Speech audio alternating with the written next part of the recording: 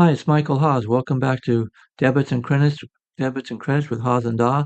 And today we're going to take a turn to the dark side, so to speak, with when going into our podcast. So today we're going to talk about wire fraud and stealing and embezzlements. And when I talk with clients and with organizations, I usually start off by saying, "Would you like me to teach you how to steal?"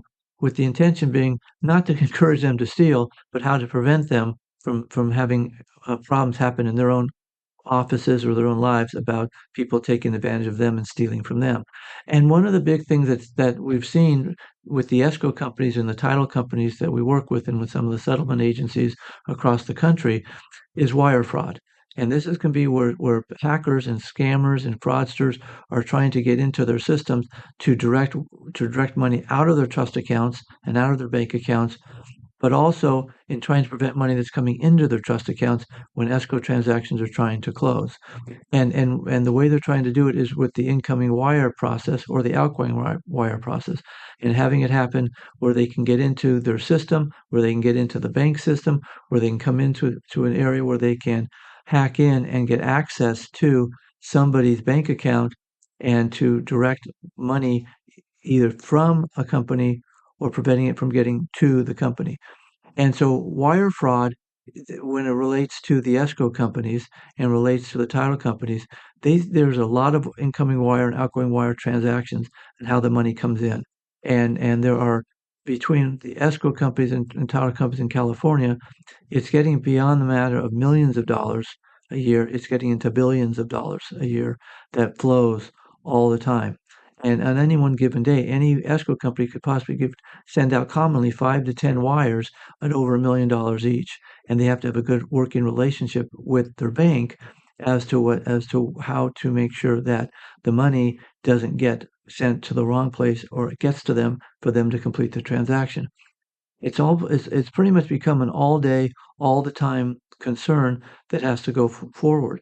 And I know in with the auditing we do with our escrow company and title company clients, they maintain a strong relationship with their bank. They set up protocols within their offices as to how to prevent wire fraud. Now, this is something that has been targeted for a long, long time. Now, back when I started, before I had gray hair, what people would do is they wouldn't go after wire transfers. They would go out of just having money would come into the company. They would have letters coming to escrow companies saying that I'm in another country and I have a very big deal for you, or I'm going to bring you millions of dollars. Get in touch with me so I can connect how to get the money over to you. What they're really trying to find out is what was their banking information. And so they can try and come in on the backside and divert money out of the bank account. Now, as time has evolved and the process has gone from being one of manual and with a lot of paper to electronic and digital and wire transfers and ACH transfers, which is known as the automated clearance house transfers, electronic funds transfers, electronic checks, digital checks.